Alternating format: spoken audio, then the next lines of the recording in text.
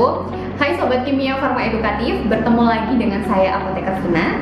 Semoga Sobat Kimia Farma Edukatif di luar sana selalu sehat dan bahagia. Sebelumnya saya sudah pernah membahas terkait cara cerdas menggunakan kosmetik. Dan khusus untuk hari ini akan membahas penggunaan obat saat bulan puasa. Apakah boleh minum obat saat puasa?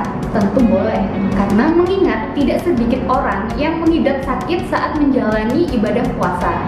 Dan di bulan Ramadan ini, beberapa dari mereka pun harus mengkonsumsi obat demi mencapai kesembuhan yang optimal. Penggunaan obat-obat seperti obat luar dan obat yang tidak masuk melalui saluran cerna tidak akan membatalkan puasa sama sekali.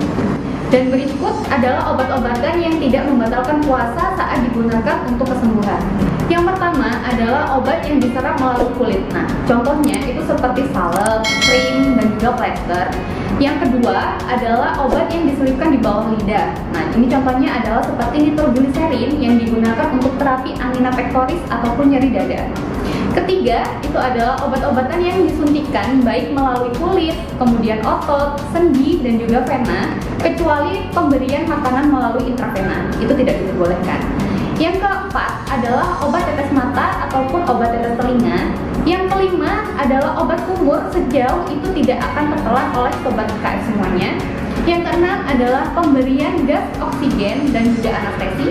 Yang ketujuh adalah obat yang digunakan melalui vagina ataupun melalui dubur. Nah, ini contohnya seperti ovula ataupun suppositoria. Dan kira-kira bagaimana sih penggunaan obat pada saat puasa? Jadi, selama bulan Ramadan, pola makan dan minum itu akan berubah, pasti. Dan waktu yang leluasa untuk minum obat bakalan berubah dari 24 jam menjadi hanya 10,5 jam saja. Bagaimana sih cara kita meminum obat agar efek terapinya tetap menjadi optimal? Dan untuk perubahan jadwal waktu minum obat mungkin dapat mempengaruhi efek terapi obat. Karena itu, perlu kehati-hatian dalam merubah jadwal minum obat tersebut. Sehingga bisa dikonsultasikan terlebih dahulu dengan dokter ataupun apoteker sobat KF semuanya.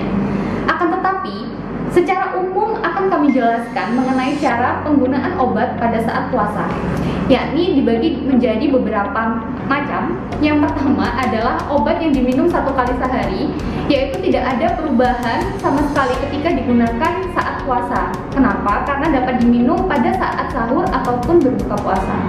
Kemudian yang kedua itu adalah obat yang diminum 2 kali sehari. Untuk obat yang diminum 2 kali sehari itu disarankan untuk diminum pada saat sahur dan juga berbuka puasa. Kemudian yang ketiga adalah jika ternyata obatnya itu perlu diminum 3 kali atau bahkan 4 kali sehari, yang mana pada hari biasa itu artinya obat dapat diminum tiap 8 jam ataupun 6 jam.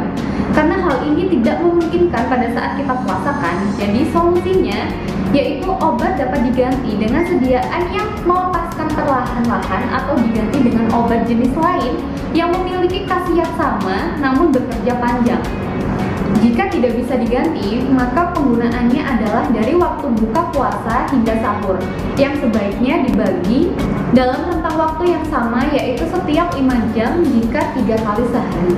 Yang artinya, obat tersebut itu dapat diminum pada saat makan sahur, kemudian pada saat buka puasa, dan mau tidur. Bagaimana dengan penggunaan obat sebelum dan sesudah makan? Yang pertama adalah sebelum makan.